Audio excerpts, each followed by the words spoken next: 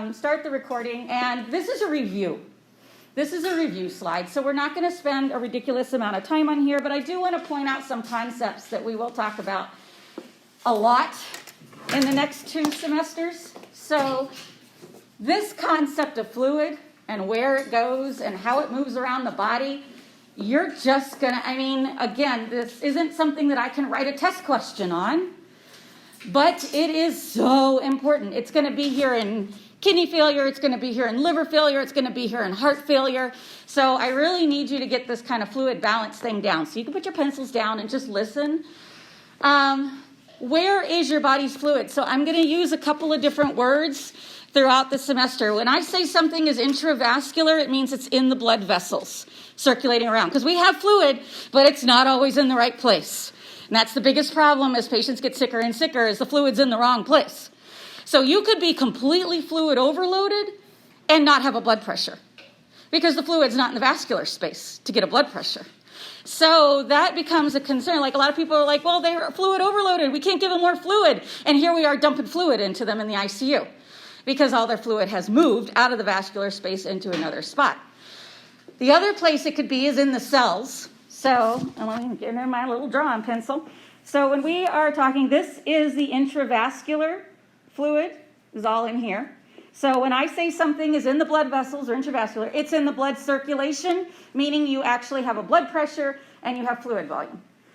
The fluid can also be in the cells. We like it to be in the cells. Yay, cells. The cells need fluid to hydrate themselves and do all their activities.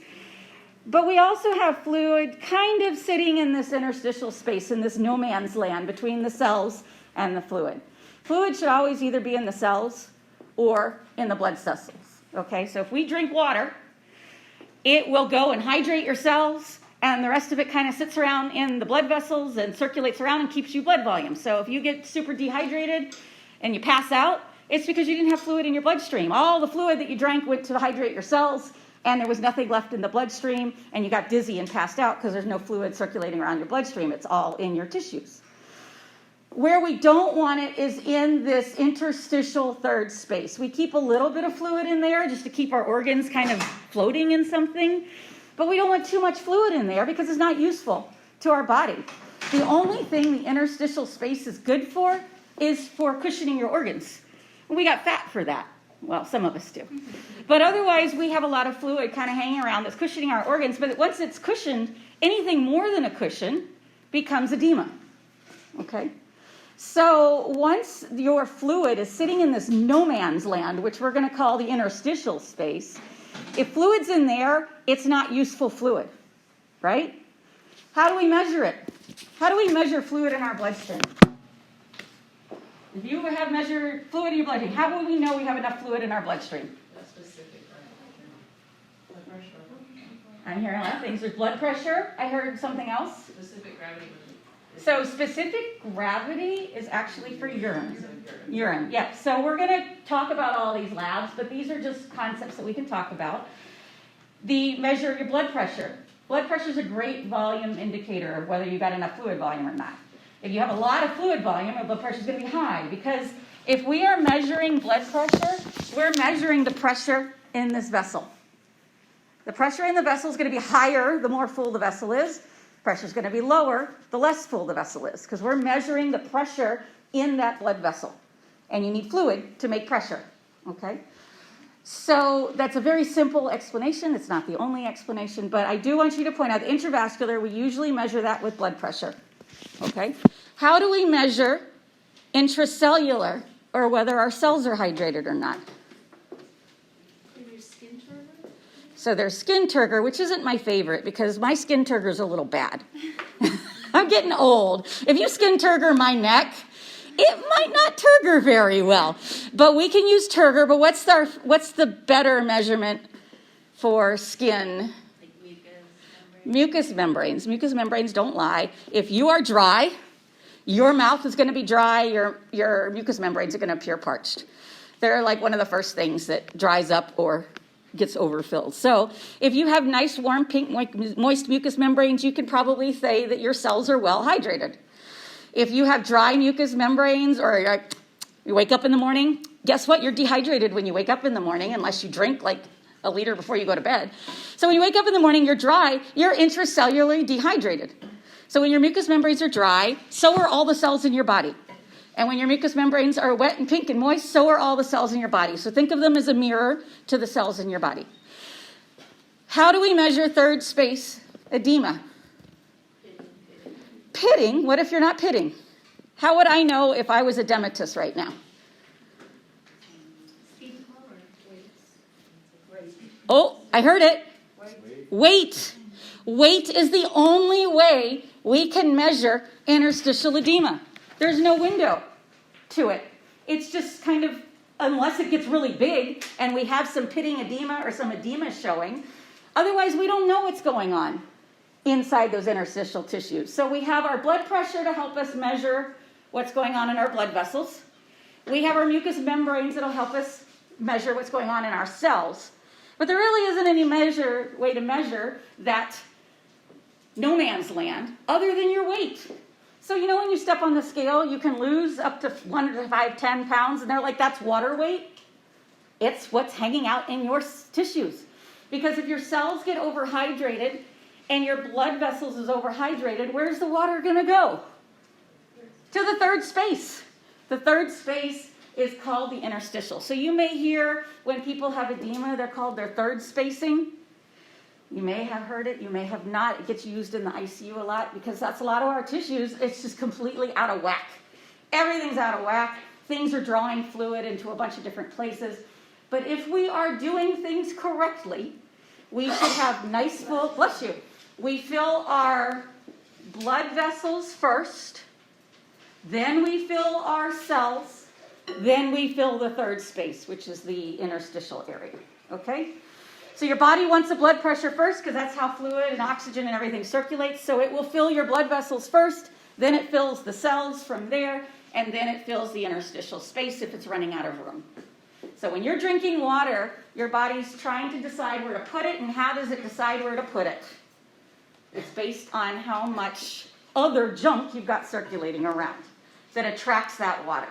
So the brain's not saying, oh, the water needs to go to the blood vessels, go there. Oh, the water needs to go to the cells, go there. How does water get where it needs to go? By this solution. You have thick and thin solutions all throughout your body. So let's talk about when we wake up in the morning and you're super dehydrated, okay? You haven't drank, and let's just say we got a good night's sleep and we slept for 8 hours. So you haven't drank in 8 hours. You're going to be dehydrated. So you drink a glass of water or a coffee or the things we're not supposed to drink in the morning, a Monster or a Rebel or all those things. Where does the water go? And how does the body decide to take that water? So it gets it in the stomach. Where does it get absorbed to? From the stomach. What sucks it out of the stomach? So your blood vessels circulating around in your stomach absorb that water out of your stomach. Your blood vessels, how do you think they wake up in the morning? So let me go back to my drawing and clear it. Let's draw a picture of what our blood cells look like in the morning. There. It's pretty dry. Our blood pressure is probably on the low side. Your mucous membranes are pretty dry because they got dehydrated throughout the night. Everything's dry. So instead of having full cells, we're just going to put, there's a little bit of fluid in them. That's what you look like in the morning. You drink a glass of water or some kind of fluid. Now the blood vessels circulating around your stomach, water will pull in because what is in the blood vessel that's attracting water? Sodium, glucose, albumin, lipids. There's lots of stuff in your bloodstream that your bloodstream's carrying around. Without water in there, there is it's diffusion, osmosis, you can call it whatever you want, but basically your blood vessels are thick with stuff and not enough volume, not enough water. So the water is attracted to the blood vessels until the blood vessels fill up. Now the blood vessels are filled up. Now you're still drinking, or you still have a couple ounces left in your stomach to disperse around. Where are we going to disperse to next? Where are our solutes? Where is our sodium, glucose, albumin? All the other stuff is now in the cells. And so fluid will go into the cells and fill up your cells. Yay! So the more you drink, the more hydrated you get. Now let's say you keep drinking. You keep drinking. You keep drinking. You're going to drink 4 liters of fluid because you overdid it. So 4 liters of fluid. Now what are we doing with that fluid? There's nothing to dilute. Where's all of the extra junk? There's still some salt and some random things in the interstitial, so it will leak now into the interstitial area. Hopefully, though, as you drink and drink and drink and drink, your water is first going into your bloodstream.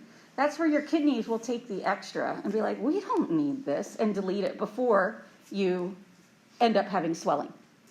But you can see now when our kidneys stop working, which is what we're going to talk about in a little bit, when your kidneys stop working, fluid is filling this blood vessel to the capacity, and the cells are filled to capacity. Where's left to go? The edema. So I wanted to point out that's what things are doing in your body and the way it's supposed to work. And then what we're going to be talking about for the rest of the semester is when things don't work. So in liver failure, we're going to talk about we're going to short ourselves on some of these things. We're going to overload some of these things. When you're diabetic, ketoacidosis, you have too much of this. And that causes fluid balance problems. Okay? So that is just a fun fact that you now know about how fluid moves around. I do like to do this demo. I didn't bring it into class, but I think you can probably imagine. This is fluid and lab values. All right? Never trust your labs. We got trust issues, huge trust issues. But your labs, unfortunately, are a reflection of your fluid status. So we can only trust labs on an adequately hydrated patient. If your patient is not adequately hydrated, or if they're overhydrated, your labs are going to be off. And this is why. We're going to pull a Kool-Aid packet into 3 glasses of water. One glass has hardly anything in it. One glass is half full. One glass has a ton of water in it. We're going to pull one Kool-Aid packet in there. Instead of calling it Kool-Aid, let's call it potassium. Let's say this is potassium. We dump the whole USDA required amount of potassium, which I don't even remember what that is. I have no idea what our USDA requirement of potassium is. But let's just say we took our whole daily allotment of potassium and put it in our bloodstream. If we are dehydrated, what is our potassium level that we draw out? Let's say we're going to draw a milliliter of this blood or this water. Is it going to be full of potassium or not very full of potassium? It's going to be full of potassium. The potassium result is going to come back high. It's just the same amount of potassium. We pull a milliliter of this blood or this water and send it to the lab. Our potassium level is going to look normal because we put our normal amount of potassium into a normal amount of fluid. Our potassium level is normal. We take a milliliter of the diluted blood, and you're going to pull that out and send it to the lab, and that consists mostly of water and not very much potassium. So it's going to look like your potassium values are low. So the moral of that story is don't treat your lab values so if your potassium comes back low, let's say our potassium comes back 3, and you're like, ooh, my potassium level's low, but your patient is fluid overloaded. That's normal. Because as soon as we start removing fluid from them, guess what the potassium level is going to come back to? Normal. We're not going to change the potassium. So it doesn't mean you automatically treat potassium. You've got to look at your patient. You have a question? So when we were in clinical and they're like, the hospital has a protocol that when the potassium's below 4.0, they automatically Yes. give them potassium. So You could be, if your patient is fluid overloaded, you could be artificially upping their potassium to a level that they don't really need. are you as a nurse allowed to hold that? It's something that we can discuss with the doctor if we think it's going to be dangerous. Like if they already have a high potassium, we don't want to add more to it. The potassium level, that's why there's a range of your potassium, 3.5 to 4.5. Because if you are super overloaded, you'll probably be around the 3.5 range. And if you are super dry, you'll be around the 4.5 range, but the normal is right around 4. So you have some room to wiggle. Yeah, but the hospital has a protocol because the nurses. So, yes, you may discuss the protocol with your physician at any time. If you're like, wait, they're super fluid overloaded. I don't think this is a real value. Can we give the diuretic first and then recheck the value? So, yeah, that's something that when we're going to talk about everything, there is no black and white, right or wrong answer. Everything's going to depend on what your patient looks like. So let's say we have a potassium of 3. And our patient is super dehydrated. Their mucous membranes are dried out. They've got a blood pressure of 90/50. They're dry. They're super dry. and their potassium level is 3. Well, what are we going to do for a super dry patient? We're going to give them fluid. So their potassium level was 3, and we gave them fluid. What's going to happen to the potassium level as we give them fluid? Now, all of a sudden, your potassium level is 2.5 because you gave them fluid. So I want you to just know that we are not always like, if you are at a clinical and your nurse is like, you're like, their potassium level is like 4. It's normal. Why are you giving potassium? Sometimes we do that when they are low because we're like, as soon as I give them fluid, their potassium level is going to drop out even further. So I just want you to know that that is a possibility and that is a concern that we have. Now, a lot of your patients on regular floors aren't super dehydrated or super rehydrated. Most of the patients, if they're in the hospital, they're fine, right? We've given them fluids. They shouldn't be super dehydrated or super overhydrated. But when we talk about these kidney failure patients, they do get super hydrated, and their lab values are all off. So I just wanted to introduce that concept as well. Not that I'm going to test you on it or try to trick you on it. That's a real world thing. On the exams, you're going to see, I'm not going to have a test question that says their lab is 2.0. Don't give them potassium. But we do want to monitor it, because if you knew your potassium level was low and you're rehydrating them, it's going to drop even lower. Where we see a lot of that is in trauma as well, that their hemoglobin, you get a trauma patient in, and they bled out all over the place. They've lost a lot of blood, and their hemoglobin looks normal. You're like, hey, we fixed them. But as soon as we start rehydrating them, their hemoglobin level starts dropping. They're not bleeding. You just refilled them. And so the hemoglobin looks like it's dropping. So when you see those values in there, when you're talking about your patients and the nurse is like, oh, we didn't treat that because it's a dehydrated value, or we didn't treat that because it's an overhydrated value, or yeah, that's going to drop as soon as we rehydrate them. If you hear that, that's because that we know this concept there.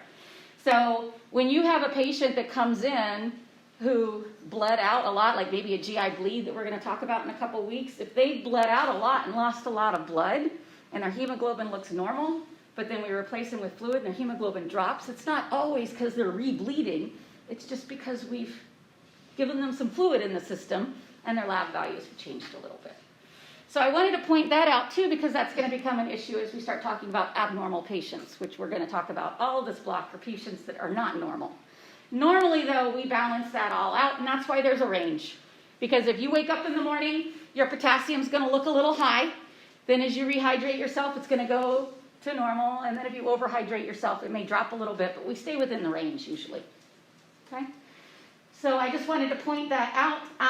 You may see these fancy milliosmoles per liter. This is your osmolality. That's just a measure of the thickness of whatever you're measuring.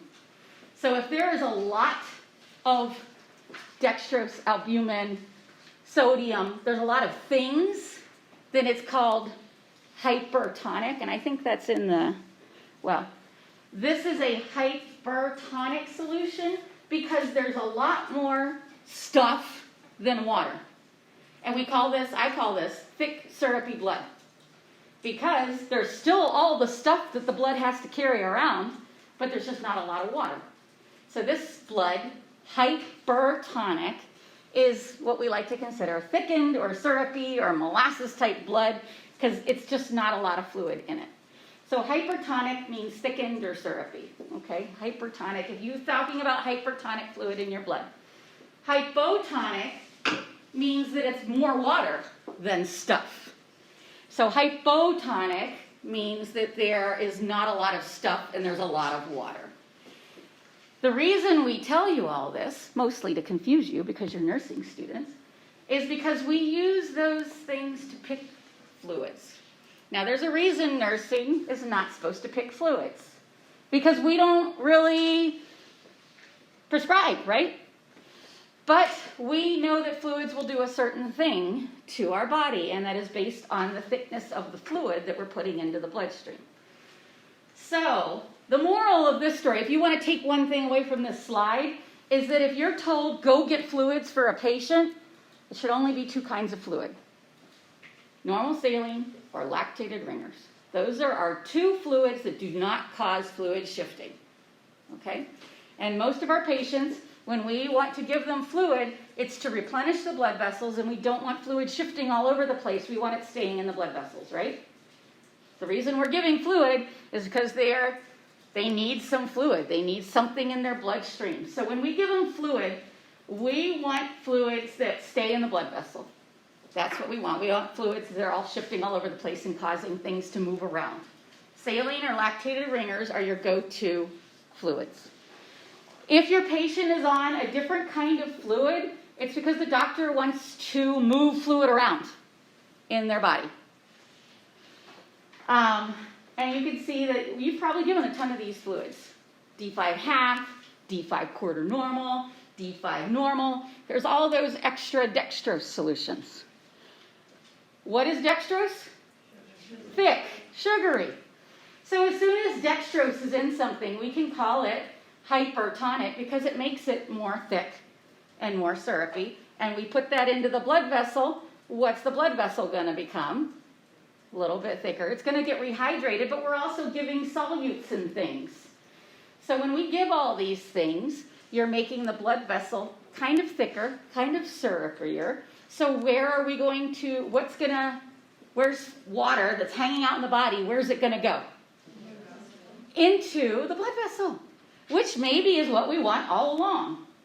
So if your patient is fluid overloaded, they have a lot of edema in that third space. They're pitting edema. We want to pull that fluid into the bloodstream. We want to get it out of that no man's land. If we pull it into the bloodstream, then the kidneys can deposit it, get rid of it. I don't know how it got there in the first place, but we want to move it out of that no man's land, put it in the bloodstream, and then the body can either have it in the bloodstream or it's going to get peed out by your kidneys. So we basically, kind of like a sponge.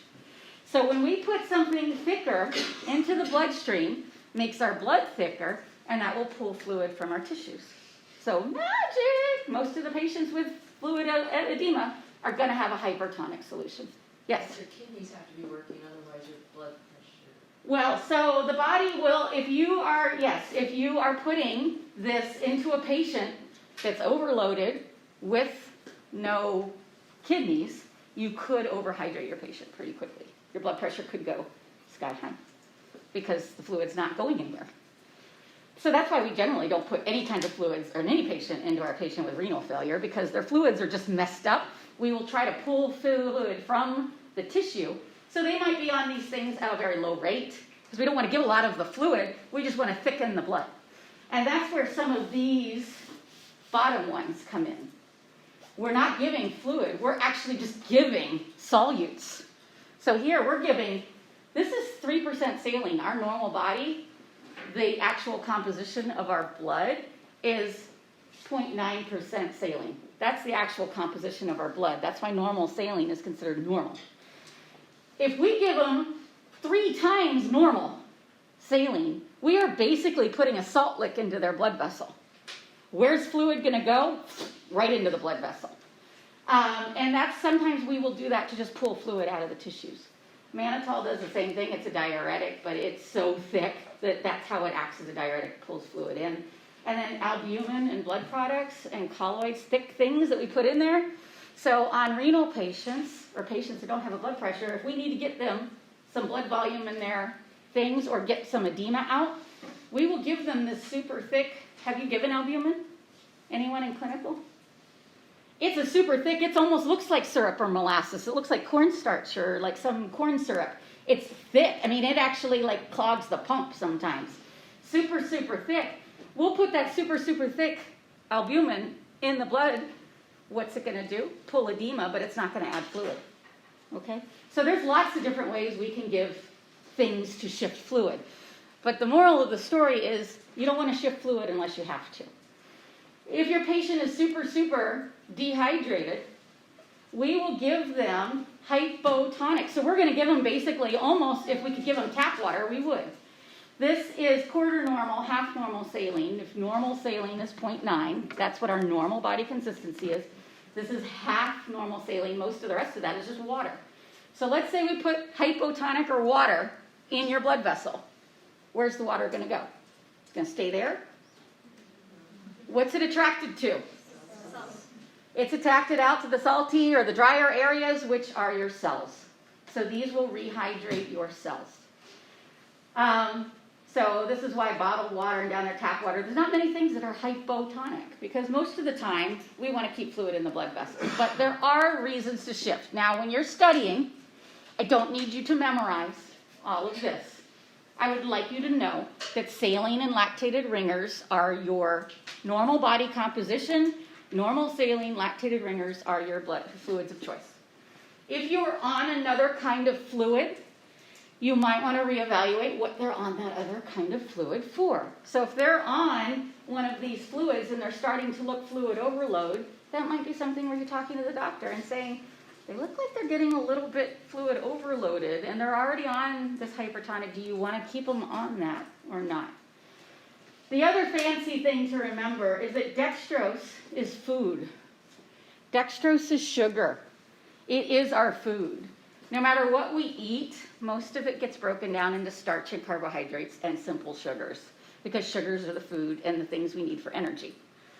So if your patient is NPO, they're going to get something with dextrose, because how else is their blood sugar not going to drop out? So if your patient is NPO, they're getting dextrose.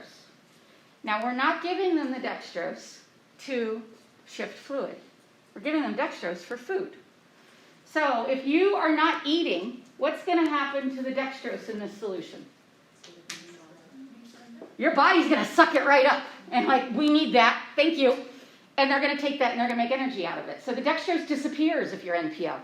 It's not really part of the solution anymore because your body just eats it as soon as it arrives. So what you're actually giving them is what's underneath. If your patient is NPO, they are supposed to have a dextrose solution, because otherwise their blood pressure will drop out. But when your patient is NPO and not eating any food, the dextrose disappears because your body will use it right away. It's like, thank God you're giving me something to eat. I will eat it. So that goes away.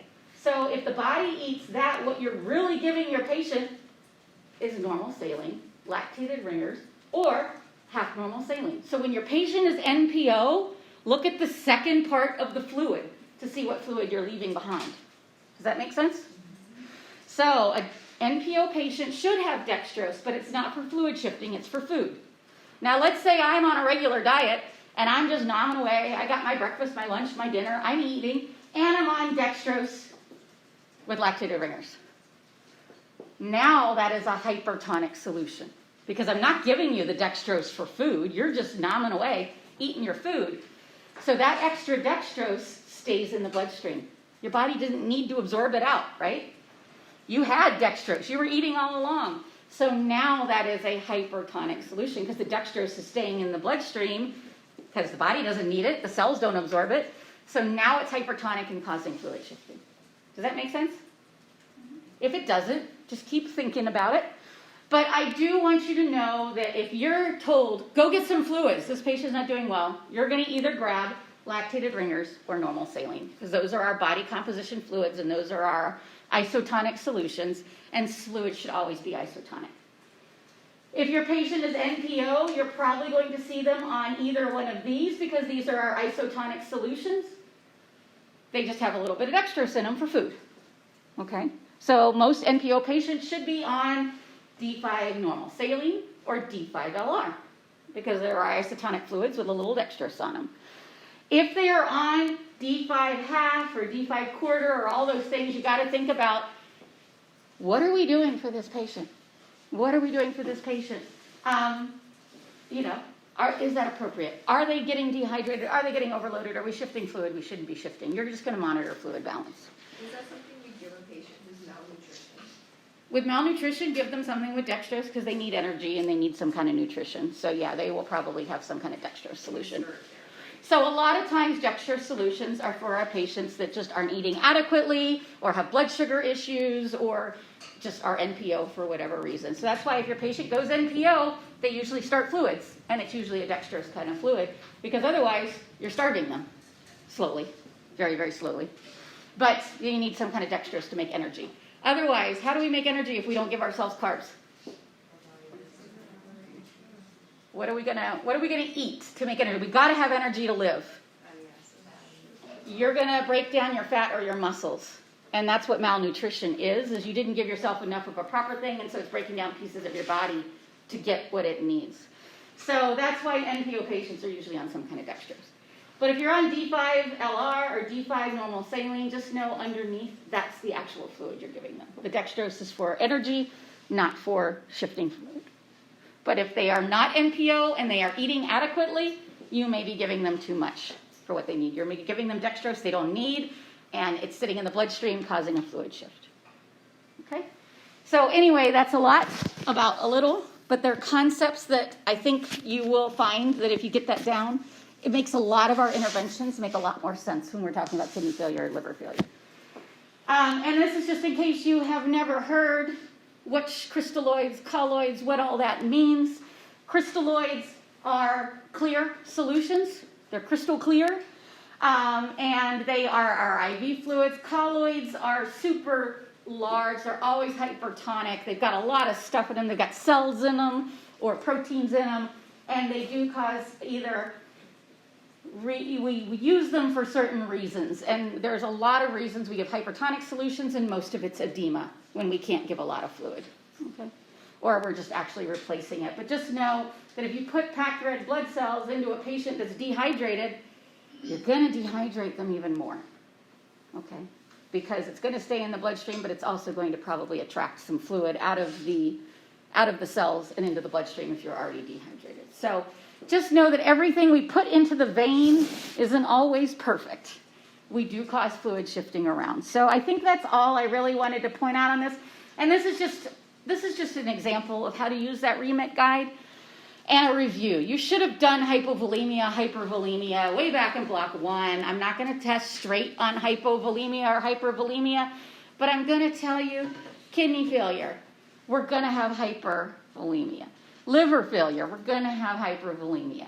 In DI and endocrine issues, we have diabetes insipidus, and we got DD. We got all kinds of fancy things where we go into hypervolemia or hypovolemia, and I want to make sure you understand that we're going to be doing interventions for that. So I just put that there as a summary slide. For dehydrated patients, it's not rocket science. How do we know they're dehydrated? We usually look at orthostatic vital signs or their mucous membranes, and that's where I'm trying to give you your key assessments. If you want to know if your patient's dehydrated, go to these key assessments. We're going to look at their urine output, their mucous membranes, their blood pressure, and their heart rate. It's rocket science, the top 3. That's what you're going to look for to see if your patient's dehydrated. You knew the answer to that. And then, of course, you can do weight and neurologic status. But anyway, this is just a summary of if you like using this format or not. I put those together for you. And then electrolytes, I'm going to just try and simplify this for you, because a lot of you memorized a huge long list, right, for electrolytes. Like what happens when you're hyponatremic or hypokalemic or anything. I'm going to put it down to the top issues. I don't know, did you get these in block 1? What's in what? That's just also more of a vocabulary slide for you. Like if the doctor orders a BMP versus a CMP, what are you getting? I just kind of wanted to put that out there for you, for those of you that haven't been in the hospital and seen a lot of that. And why you have to order magnesium and phosphorus separately, I have no idea. Why didn't they just put it into one of them? I don't know. But we measure them all the time.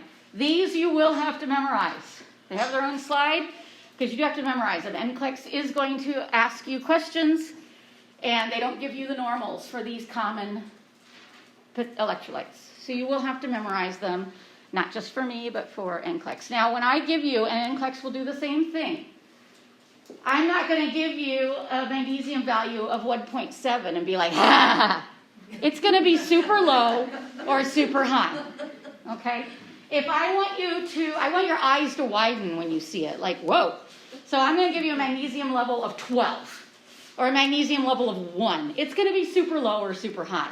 And when I'm talking about potassium, I'm probably going to give you a potassium of 2 point something or a potassium of 6 point something. I'm going to make it way off range, not 1 decimal point, okay? NCLEX does the same thing too, because this could quibble. I could go to Chandler tomorrow and it'll say the normal is 3.4 to 4.9. I could go to Sonora Quest and they have different normals. So this is a quick range. I love things that are 5s and 0s. I try to get things down to the easiest number I can. And what I would do, if you guys don't like memorizing ranges, memorize the midpoint. 140 for a sodium. And you can give or take on either side. Because that's what labs do. They give or take a little bit depending on their equipment. So memorize the middle range if you don't like ranges. With potassium, you should be right around 4 or 4.5. You can memorize one number if you want and just give or take on either side, but I'm going to make it super high or super low on an exam question, and so will NCLEX. They're not going to give you a lab value of 3.4 and be like, you should have known that was hypokalemia. It's going to be 2, or it's going to be really high, like 7.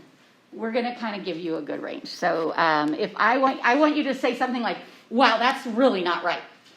And for hypocalcemia, I'd probably make it around 7.6 or something like that, because it's way below its normal range, way below or way high. So just kind of take that as you're memorizing. If you don't like ranges, take a midpoint and do a point either way, and you'll probably be okay. Because when we memorize, I don't have memory. I don't have that in my head. I just know that 5 is kind of getting high and 3 is getting low. I just kind of go from that. And really most people do, because when you're in the hospital, you're going to see the range right next to the lab values. But NCLEX wants you to memorize those, so there they are. So sodium. I know you learned so many signs and symptoms for sodium. But what I'm going to tell you is the 2 most important things about sodium are fluid balance, because that's what sodium's involved in, because water follows sodium around constantly like a little puppy, and muscle contraction. So if you're worried about hyponatremia, or a low sodium, we are going to be mostly watching the muscles and the fluid balance, because those are going to be the 2 biggest effects that sodium has. So if you can just remember sodium is fluid and muscles, then that is your key signs and symptoms of hyponatremia. So I put everything into just 2 categories for you. Now you can remember nausea, vomiting if you want, but I will tell you that nausea, vomiting goes with everything. As soon as your body's out of whack in any way, shape, or form, it's going to vomit, because it's just your body's reaction to being in a toxic state. So nausea, vomiting is a terrible thing to remember for anything. It goes with almost anything. So just knock it out of your system. I mean, if your patient comes in and says, I'm nauseous, you're going to be doing a lot more looking. And if you're looking for a sodium deficiency or sodium overload, you're really going to be watching their fluid balance. And the best place for watching overall fluid balance is the head, because your head is very delicately sensitive to fluid balance. Have you ever woken up after having a night out and you've had a horrible headache? A hangover is dehydration, super dehydration. Your fluid balance is way off. Your sodium's way off because you probably drank too much, you might have thrown up or not, and your electrolytes are all off. A hangover is just dehydration. But headache, your brain is very sensitive to fluid balance. So as soon as you start getting dehydrated, you get kind of a headache, you get kind of irritable. And that's what we're watching with sodium as well, because that's the most delicate, easy way to see fluid balance. Of course, you can look at skin turgor and all those things, but remember we said your sodium can be kind of off depending on you're dehydrated or overhydrated. So let's just look at their brain for their major signs and symptoms of hyponatremia and hypernatremia. It affects our brain. And so if you think about fluid balance as brain and muscle, here we've got your main signs and symptoms of hypo and hypernatremia. You've got your patient gets confused, irritable, and a headache because they're low sodium, and they cannot really contract. Everything goes weak because they don't have enough sodium. So that's really all you need to remember. I mean, you can remember more if you want, but that's where we go. And then if you're getting worse and worse, which most people don't really worry about hyponatremia until it gets worse, that's where we need to start treating it, because they actually become lethargic, comatose. You've got so low of sodium. So think about what's going on in your bloodstream when you have low sodium. Let's draw our bloodstream. Maybe this will help. When you have low sodium, this is your bloodstream. And you've got lots of fluid in there. And you've got only one little, let's give you 2 sodium molecules. So, where is water going from this? Where is it going? This is your bloodstream. Is the water going to stay in the bloodstream? Where is it going to go? To areas of higher sodium. So it's going to leave your bloodstream and go where? To your cells. And we're watching the cells in our head and our muscles, okay? So our muscles end up getting kind of a little bit waterlogged. All the fluid's leaving there. Plus, we need all of our electrolytes to actually create a contraction. That's how contractions happen.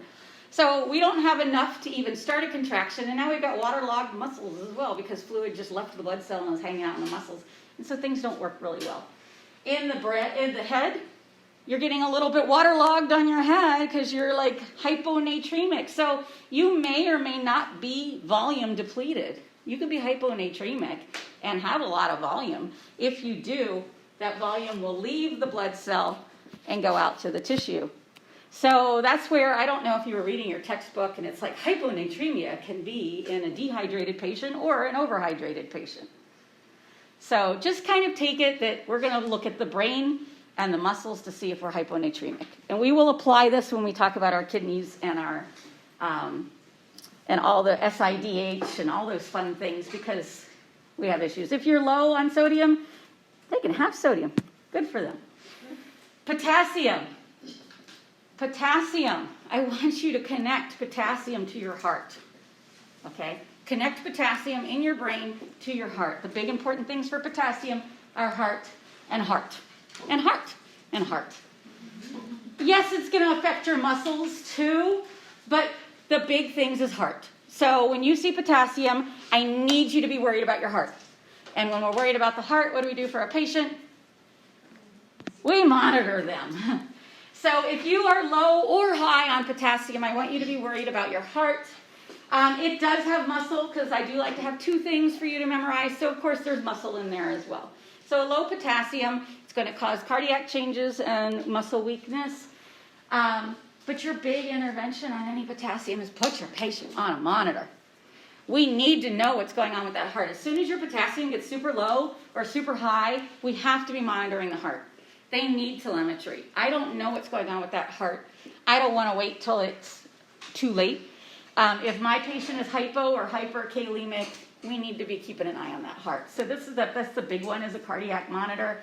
But because the muscle weakness is an issue, you can look at your heart rate and your blood pressure and your respiratory rate and your muscle reflexes. But the first thing I want you to do is put your patient on a cardiac monitor and look at the rhythm. And if your patient has hypokalemia, you will start seeing changes. You don't need to memorize the actual changes. You probably did somewhere along the line. So just bring it back up on your head. You will see cardiac changes. And this is due to the fact that the whole reason that electricity runs around the heart is because of potassium. Potassium is one of our key electrolytes to do cardiac conduction. So if we do not have enough of it, it just slows conduction down. It slows our ability for our heart to pass around the signal, and we end up with that's where you get the ST depression and stuff. But both of them are heart. You don't need to memorize each one. You just need to know heart. I am going to put we put pharmacology with each thing, and stuff that's bolded is stuff I really want you to remember. If it's bolded, remember it. Don't give IV potassium fast. It's actually how they stop a heart in cardiac surgery. So if you would like to experiment with that, I already told my husband that was the perfect way to kill somebody. They used to give potassium in vials, and we'd have to pull up the vial and dilute it. Because I was like, I'll just bring a vial home and just shoot you up one night, because it'll stop your heart. And he was like, He's a medical guy too. So we've been together for 30-some years, so we're okay. But don't give potassium fast. And if you need that to remember, just remember potassium is what they actually bathe the heart in a potassium solution to stop it. So they pour a potassium solution. Once they open your chest, they pour a potassium solution on the heart that stops it. Because high potassium will stop a heart. So how about let's not give it real fast. Don't get into that. You don't need to figure out that as one of your mistakes in nursing. Don't give potassium fast. You never, ever push it Ever, ever, ever, ever, ever, ever, ever. If anybody tells you to give potassium IV push, you will kill a person. Not many of your mistakes will kill a person, but this one would. So don't ever give potassium IV push. Give it very slow. In fact, I don't think your patient would really let you push it very fast because it would hurt. It hurts because it's going to cause small muscle contractions along the way. It hurts when you put it in an IV. No more than 10 milliequivalents an hour for peripheral and central line, no more than 20 milliequivalents an hour, but you can only give it over an hour. Okay? No pushes. And so if you remember one thing about potassium, it affects the heart, and be careful giving it, give it over an hour. Don't give it any shorter than that because you can cause big problems. And then this is hyperkalemia, different symbols. If potassium does help your conduction along, now your conduction is going to get super helped along and it's going to be super kind of hyper. But what we're going to do is we give the heart so much that it gets overstimulated, and then if it gets high enough, it will stop. It will stop, and you end up with no heart rate. So this is why patients with super high potassiums can code, because it's what kills a heart. So just if you ever want to remember anything about potassium, think heart. And that's our main intervention with it, is monitoring it and making sure that we can get rid of it. If it's low, we're going to give it. Don't give it a push. And if it's high, we're going to get rid of it. And the bolded med for getting rid of it is K-exolate. Did you learn all this already? Just review, right? But it is important enough that I just want to make sure that you have it. The ways to get rid of potassium, hey, K-exolate binds it in the gut. You need a functioning gut to give it. So if your patient has no bowel sounds, K-exolate's not going to do much for you. But K-exolate binds potassium from the gut, which means it's going to poop it out, and it causes diarrhea. Don't hold it because they're getting diarrhea. They're actually the K-exolate's working. You can also give diuretics because diuretics waste. What kind of diuretic are you going to give them? A loop diuretic, something that's going to spill out potassium. We're not going to give them potassium-sparing diuretic. We don't want to spare it. We want to get rid of it. So if it's too low, we'll replace it. If it's too high, we're going to get rid of it. K-exolate usually works. Diuretics can work. If that's not working, or it's super, super high, like if it's to the point where you're starting to have cardiac problems and we're worried, oh my God, it's going to kill the heart, we can dialyze it out. These are quick, fast solutions to hide it. The bottom two do not actually eliminate potassium from your body. It hides it from the heart. So you got a ton of potassium and it's starting to cause cardiac rhythm changes, but we still need to wait for these meds to work. K-exolate's going to take about an hour because it works in the gut. Diuretics are going to take a half an hour or so. Emergency dialysis, Lord have mercy, that could be hours. Because you got to call the dialysis nurse, you got to get an access line, it's going to take forever. So these two, these bottom two, are temporary things that we can do while we wait for the actual treatments to work. So if you have heard or go to clinical and they're like, wow, the potassium is really high, we're going to give dextrose and insulin. The magic thing about potassium is that insulin takes potassium with it into the cells. So when you give somebody insulin, it opens up the cells to receive sugar, right? You give someone insulin, sugar gets taken into the cell, right? All that dextrose leaves the bloodstream and goes into the cell. That's what insulin's job is. But it also takes potassium with it. Insulin and potassium go together. They're like, come on, sugar, come into the cell with us. But what this is going to do is it temporarily reduces your potassium level. It will leak right back out into the bloodstream. So this is a temporary thing. It takes about an hour, hides it for an hour. But we do that to really reduce, if your patient is super hyperkalemic, we can do this super fast. And basically we're giving them insulin to get the potassium into the cell, but it's also going to take sugar out of your fluids, so you need to give dextrose as well. This is for a patient that's not diabetic in any way, shape, or form. We're just basically kidnapping the potassium and putting it in the cells. And we're just hiding it there so the heart doesn't get affected by it. And that's just a very quick thing to do when your potassium is super high. I didn't want you to think this treats high potassium. These two hide high potassium. And actually, this doesn't even hide it. This just makes the heart immune to the high potassium levels, so it doesn't have those weird arrhythmias. Because we're worried about the heart dying by being exposed to too much potassium, so we're going to hide it. So Yes. where those are temporary, do you do them in conjunction? They will do them in conjunction with something else. So you're never going to just give dextrose and insulin to get rid of your potassium, because that's not going to do anything. It's just going to hide it for an hour, and then the potassium will leak back out. So this is temporary. This is just going to immune the heart for a little while. It's not going to get rid of it. Only the top 3 will get rid of potassium. K-exolate, diuretics, or dialysis. So the only way is really to get rid of potassium. So see how much you're just refreshing and learning? Yay. And then calcium, all you need to worry about with calcium is skeletal muscle contraction. It does affect the heart, but not as much as potassium. Calcium is usually in all your muscles. So it does affect your heart. It does affect your smooth muscles. You've heard that your bowel and your bladder are smooth muscles, right? So calcium will affect those as well. It affects every muscle, cardiac, skeletal, and smooth muscle. If you do not have enough, you are hyperactive, because calcium, the movement of calcium is what stimulates you to contract and relax. And so if you don't have enough calcium, your body doesn't shift calcium around, and you just stay in this contracted state.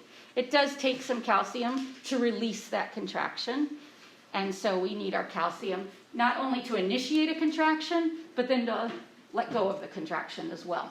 So in order to do this, we need calcium to start it and calcium to stop it.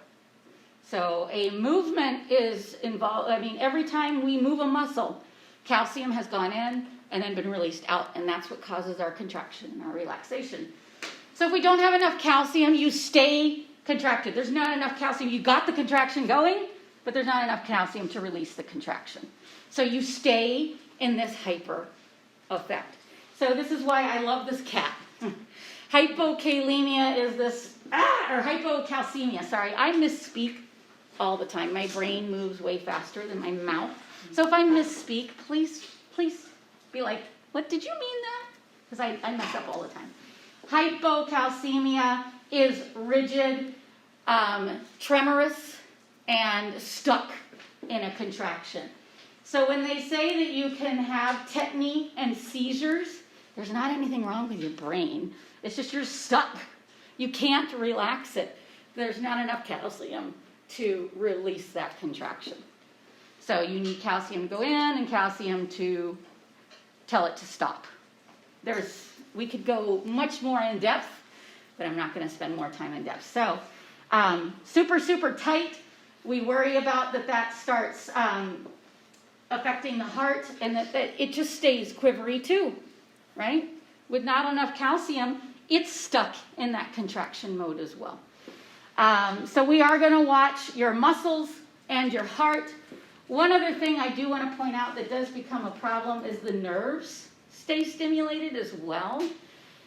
So you do get numbness and tingling with hypocalcemia. You do get numbness and tingling of your lips and fingers. That's the one other thing that I would point out that's a hallmark of hypocalcemia. So we're worried about the muscles staying tight. We're worried about the heart contraction. And we're worried about that numbness and tingling. There's 3 things with calcium. So give calcium. Yay. And again, if we are giving anything IV, if we're doing anything to shift potassium or calcium, I want you to monitor it. Put the heart. The heart's way up there with potassium, but with calcium as well. If things are crazy low or crazy high, include the heart in your monitoring as well.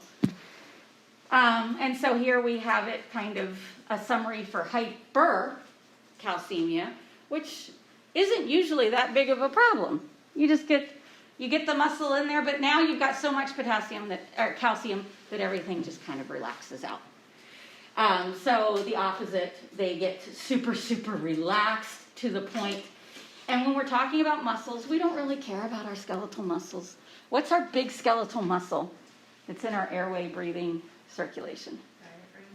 Your diaphragm, your big muscle for your breathing. So when we're looking at those worsening symptoms for these, we worry about stridor and larynx, so those muscles of our chest staying contracted. You're like, because you can't relax those breathing muscles.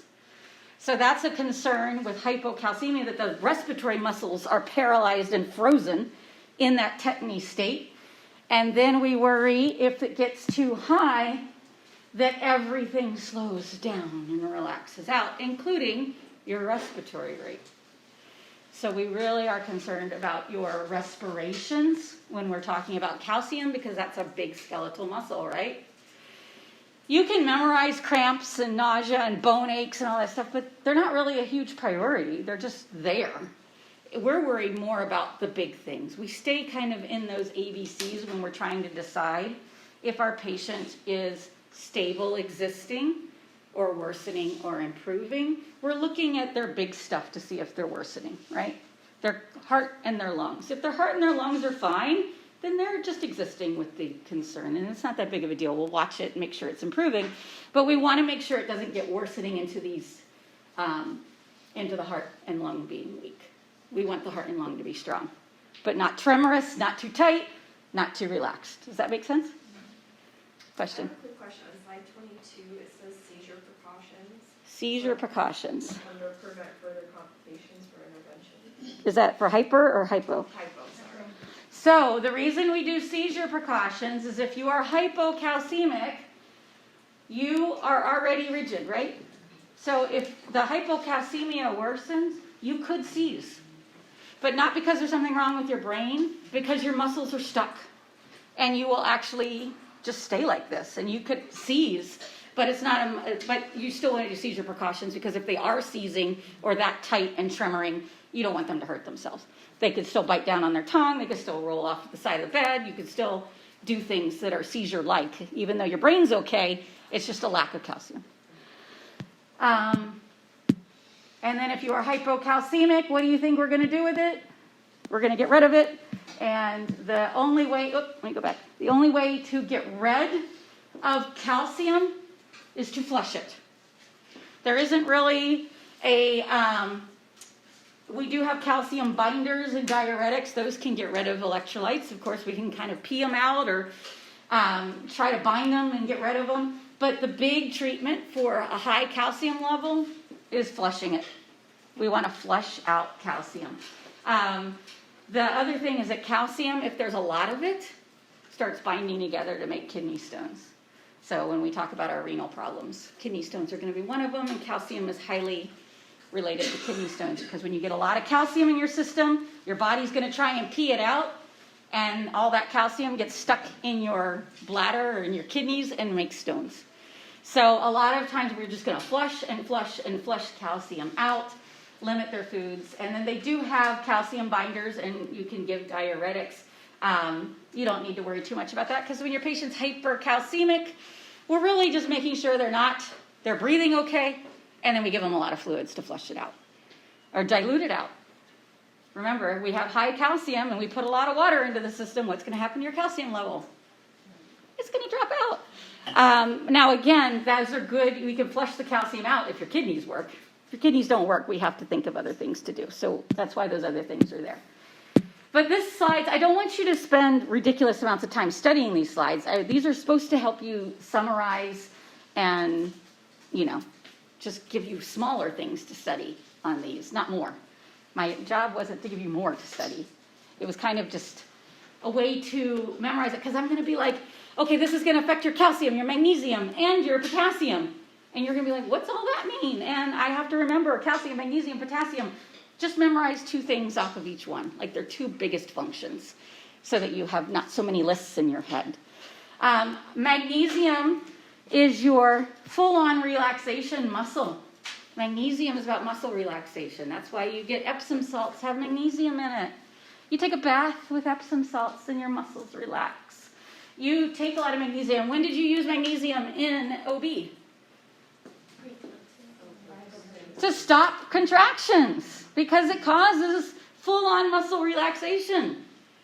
So a low level of magnesium if magnesium causes relaxation of the muscles, it's in conjunction with calcium. But if you think of hypomagnesemia, are you going to be relaxed or not very relaxed?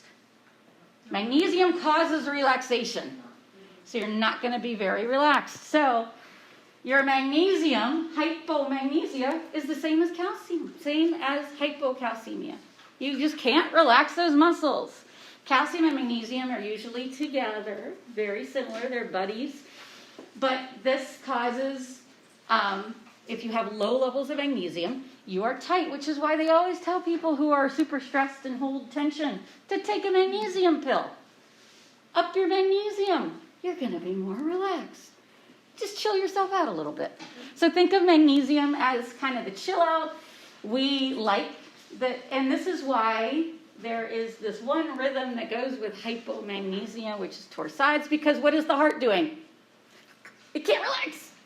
It stays fibrillating. It's like, so hypomagnesemia, same as hypocalcemia, you cannot relax very well, and we worry mostly about the cardiac and the skeletal muscles not being able to relax and staying in their tight sessions.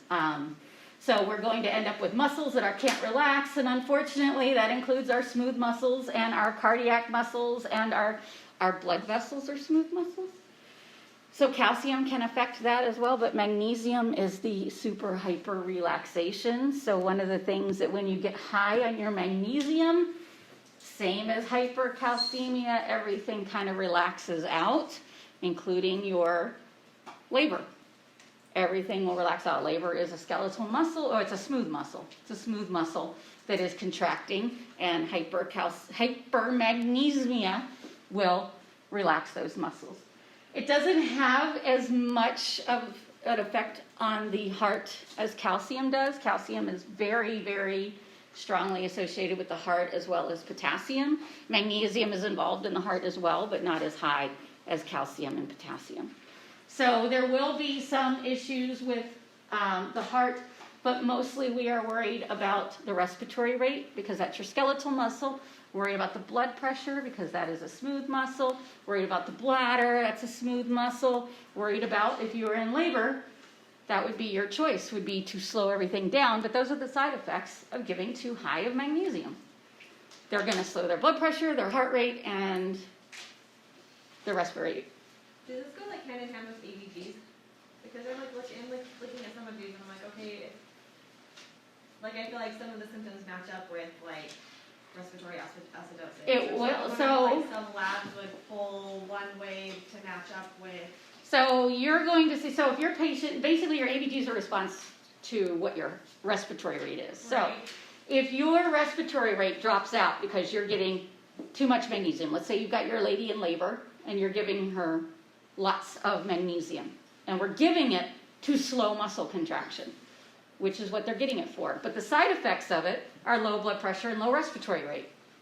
So what are you going to monitor to see if the respiratory rate's okay? Your respiratory rate. But we can look at the ABG, and when we look at the ABGs, what would you expect on a patient that isn't breathing effectively?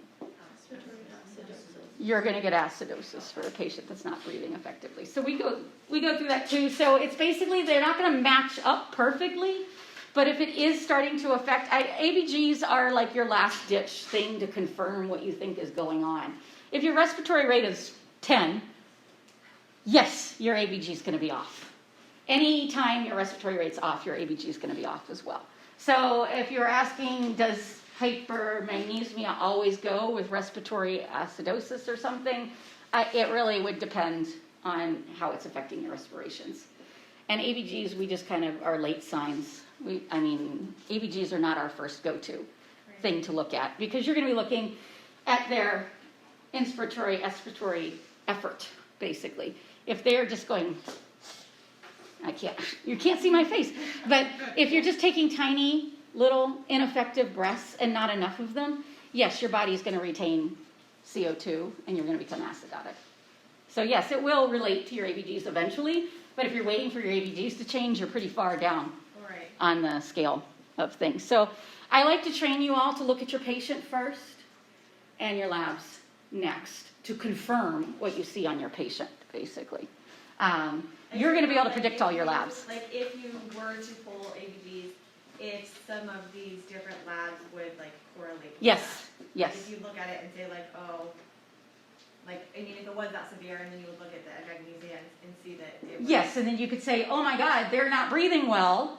And so let's just say it wasn't let's just say it's me. I show up and I'm not breathing really well. They're going to draw an ABG and they're going to be like, you got respiratory acidosis because you're not breathing well. Why aren't you breathing well? Then they will pull up the labs and see, why aren't you breathing well? And they just go through. I mean, basically we're investigators. When you show up, we don't know. We don't know. We're just going to go with what you look like and then try to come up with solutions from there. So yes, I may coming in not breathing well. I'm like, I can't catch my breath. I don't know. I'm weak. I'm tired. Yeah, but how many people come in with just hypomagnesemia? Not many. How many people come in with just hypermagnesemia? Not many. They usually have multiple electrolytes out at one time. So a renal failure patient that is getting maybe hypermagnesic because they're not getting rid of any of their electrolytes, well, they're going to have high magnesium, high calcium, so they're going to be everything high. Right. So usually it all kind of comes together to paint a picture, right. Which is why I think it's silly for you to just memorize this, because patients don't come in with just this. It's usually a part of a whole picture.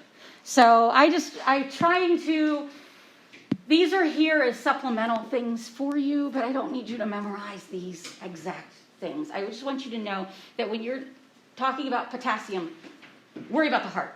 When you're talking about calcium and magnesium, worry about your respiratory muscles. I mean, sure, deep tendon reflexes, great.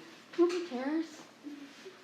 That could be a fall problem if they don't have very strong muscles. If they have hypercalcemia or hypermagnesemia, I'm not going to let this patient get out of bed because they're going to buckle and be weak because they got weak muscles. But most people don't come in with just one problem. They come in with multiples. Phosphorus, do not memorize a lot about phosphorus, but what I do want you to memorize is calcium and phosphorus live on a seesaw together. You don't have to know why. If you like to know why, it's here. But if your calcium is high, your phosphorus is going to be low. And if your calcium is low, your phosphorus is going to be high. It just is. So if you have hypercalcemia, you will have hypophosphatemia. If you have hypocalcemia, you will have hyperphosphatemia. They are always related. They're inversely related. So we know calcium and magnesium are kind of similar, but calcium and phosphorus are inverse. So this does get to be an issue in kidney failure. Your patients all have high phosphorus levels and low calcium levels because they live on this inverse relationship. That's all you need to know about phosphorus. So phosphorus, if you have hypophosphatemia, you have hypercalcemia. It's the same as hypercalcemia. Just memorize calcium and you know phosphorus. If you have hyperphosphatemia, you have hypocalcemia, so just memorize calcium for the signs and symptoms. And I put this here not because I test on it, but because you will see it in clinical a lot. And it's on the BMP, these chloride levels. And people are like, what do we use chloride and CO2? We use CO2 on the EBG to figure out whether we're acidotic or alkalotic. Chloride and bicarbonate are inverse relationships. So these are ways we use chloride and CO2 so we don't have to get an ABG. We can trend. Once we've had one ABG, we can kind of trend from there. So if you have high chloride levels, it means you have a low bicarbonate level, meaning you're a little bit on the acidotic side. If you have low chloride levels, you have a high bicarbonate level, and that means you're a little bit on the alkalotic side. So we will use chloride to trend our acidosis and our alkalosis without having to draw an ABG. Every hour or two, we can kind of see if these acidoses or alkaloses are getting better or worse by just drawing labs. So venous labs are easier to get than arterial labs. And so that's when we use these, is when your body is acidotic or alkalotic. So that's pretty much all you need to know about chloride and CO2, is that they do help us trend the ABG values. So you don't have to keep getting ABGs to see how things are going. We can look at that via the bloodstream. So all you need to take away about chloride and CO2 is that they are helpful in trending ABGs.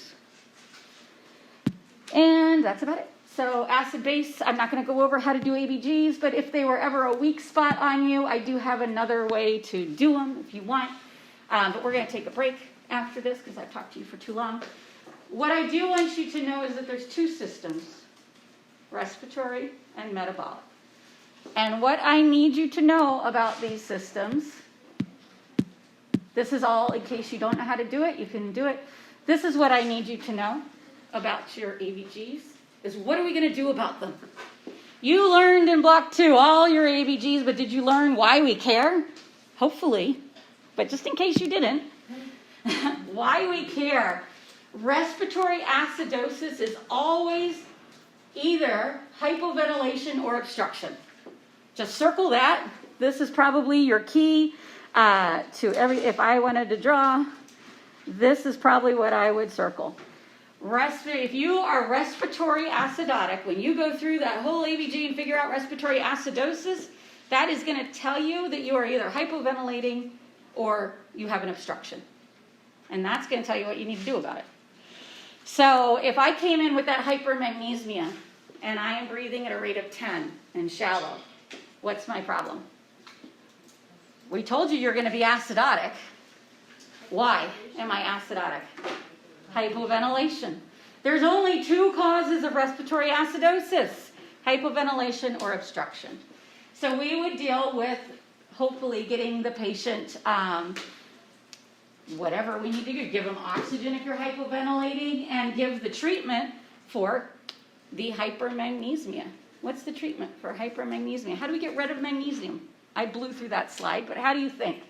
If you use your common sense, how are we going to get rid of magnesium? Flush it or diurese it. Get rid of it. Pull it out of the system. Normally diuretics, we don't want you getting rid of a lot of electrolytes, but if your electrolytes causing respiratory depression, we're going to get rid of it. So basically, you're going to have to figure out what the cause of hypoventilation or the cause of the obstruction. So if your patient has asthma, there's the cause of your obstruction. Treat it. Your obstruction is your airway has been obstructed. If you have a patient that's on, maybe got a little bit too much Dilaudid, what's your cause? Hypoventilation. You'll either reverse the Dilaudid or stop giving it or slow it down. Basically, you have to figure out what the cause of the problem is. Maybe you have a trach patient that's been coughing up huge goobers and their sats are dropping. And I'm like, oh, well, if we just clear their airway, then we're good. So you have to figure out, but the key to this is respiratory acidosis only has two causes. It's hypoventilation or obstruction. Get rid of those causes, you will fix the respiratory acidosis. Okay? If you have respiratory alkalosis, what do you think your problem is? You've blown off all your CO2. There is no more acid in that lung. There is no more acid in your bloodstream because you blew it all off.